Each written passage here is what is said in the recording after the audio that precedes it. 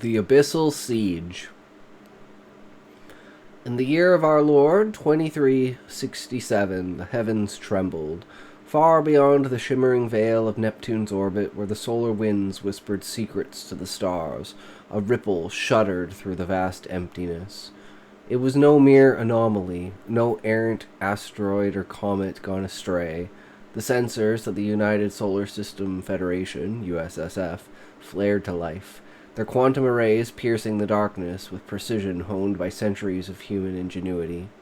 A signal, sharp, jagged, and unholy, clawed its way across the radar screens of the orbital command nexus, a sprawling station suspended in Earth's geosynchronous embrace.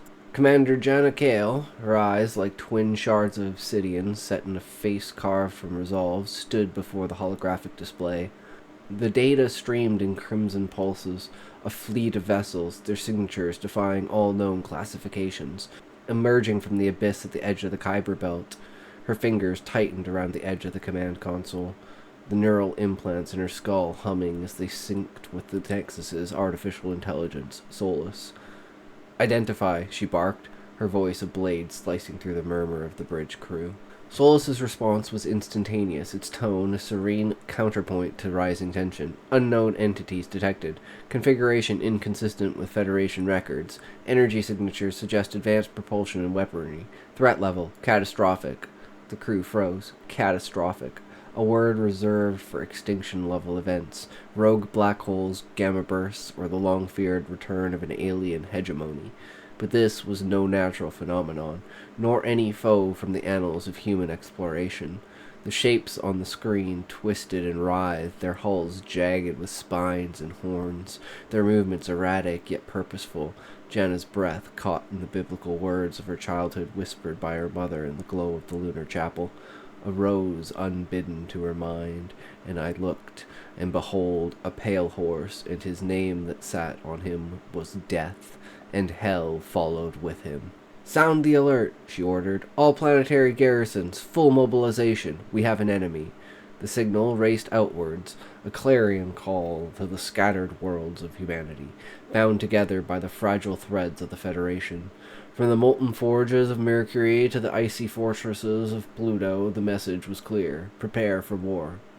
The demons came not as a whisper, but as a roar.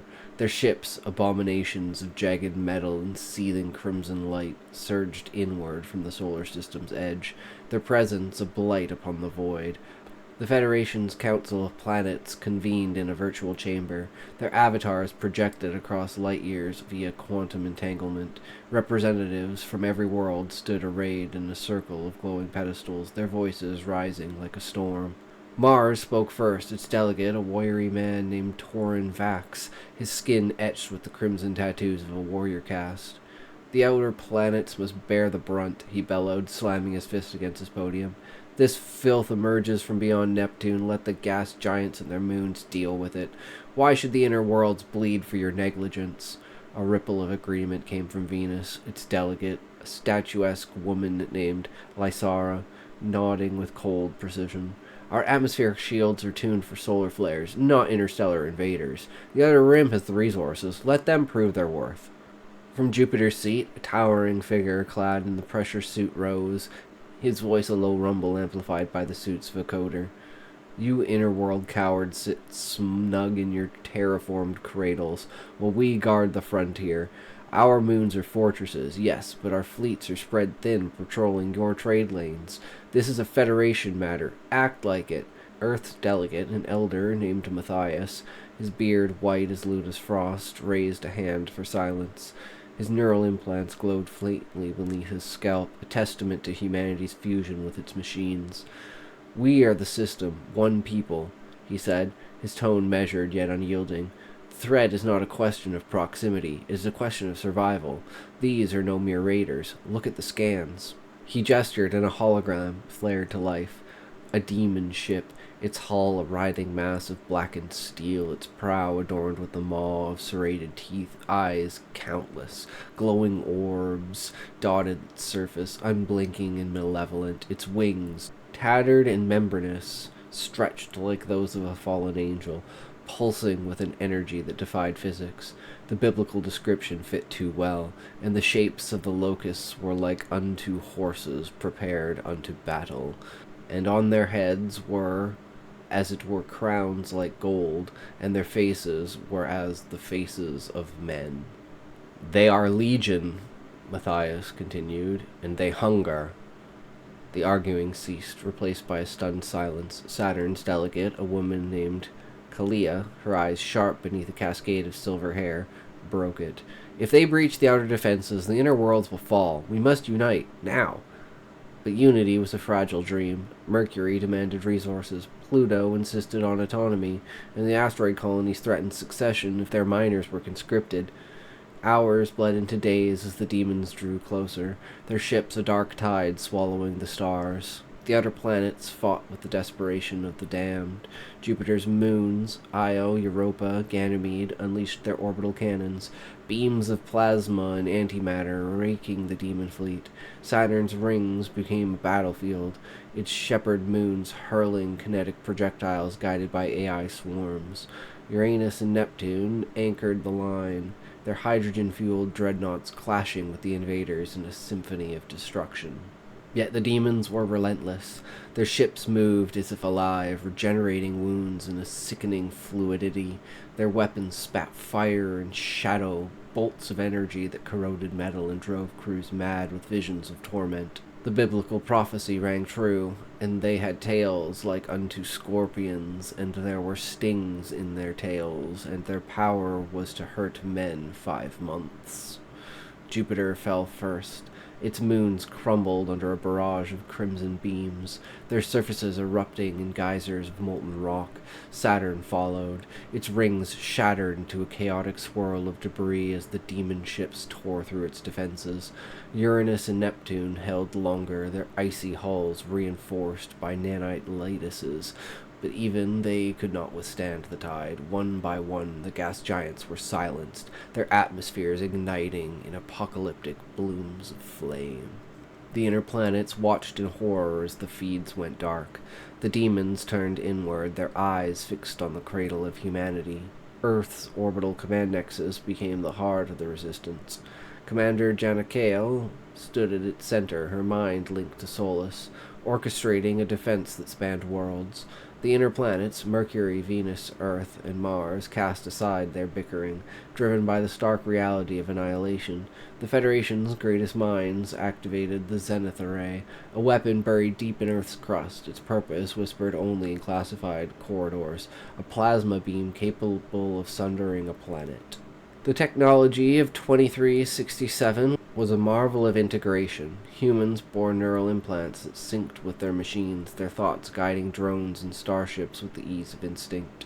Exosuits woven with carbon nanotubes and powered by fusion cores turned soldiers into titans. Cities floated in Earth's orbit, their gravitic fields humming, their inhabitants linked on a global network that pulsed with data.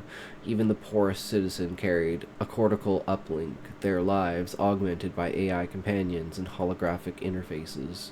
But against the demons, this was not enough. The Zenith Array required alignment, a symphony of orbital platforms, lunar relays, and Martian amplifiers. Janna's voice cut through the chaos, her will a lodestone for the fractured Federation. "We have one chance," she said, her image broadcast to every world. "The Array must fire as one, or we are lost." Mars retooled its forges, crafted drones, and bolstered the fleet. Venus redirected its solar mirrors, channeling energy to the array's capacitors. Mercury's miners dug deeper, extracting rare isotopes to fuel the beam. Earth's robotic sentinels, sleek silver constructs with articulated limbs and plasma rifles, patrolled the skies, their AI minds singing in unison. The demons reached Saturn's orbit, their ships a swarm of locusts blotting out the sun. Their forms grew clearer, bodies of twisted metal and flesh, faces like men yet devoid of mercy. Crowned with jagged spires, their roars echoed through the void, amplified by some unholy resonance, shaking the souls of those who heard. The climax came at the Lagrange point between Earth and Luna. The demons massed, their fleet a crescent of death poised to strike. Janna stood on the Nexus's bridge, her hands trembling not from fear, but from the surge of power coursing through her implants. The Zenith Array was ready. Fire, she whispered. The sky erupted. From Earth's poles, twin beams of plasma, white hot and blinding, lanced upwards, converging at the lunar relay. The moon itself seemed to shudder as the energy refracted, amplified by a lattice of orbiting satellites. Mars added its voice, a crimson stream joining the chorus. The combined force struck the demon fleet like the wrath of God. Ships vaporized in an instant, their forms disintegrating into ash and shadow. The beams swept through the swarm, a scythe reaping the unholy harvest. The demons screamed, a sound that pierced the void and set blood running from the ears of the Nexus crew, but they could not withstand it. The Zenith array, designed to shatter worlds, shattered them instead. The remnants of the demon fleet drifted, broken and lifeless, amidst the wreckage of the outer planets. Earth's robotic sentinels took to the void, their silver forms glinting as they hunted the stragglers. Armed with plasma torches and gravitic lances, they purged the abyss, ensuring no trace of the enemy remained. The Federation mourned the losses, billions dead, worlds reduced to rubble, but it had endured. Janna stood before the viewport, watching the sentinels work. Her implants buzzed with reports. The array was offline, its capacitors burned out, but the threat was gone. Solus's voice filled her mind. "Victory is ours, Commander. Humanity prevails." She nodded, her gaze fixed on the stars. The demons were gone, but the abyss remained, a silent promise of horrors yet to come. In 2367, humanity had faced the legions of hell and triumphed, its technology a shield against the darkness. Yet Janna knew, as the biblical words echoed in her soul, and the devil that deceived them was cast into the lake of fire and brimstone, where the beast and the false prophet are, and shall be tormented day and night forever and ever. For now, the fire had won, but the night was far from over.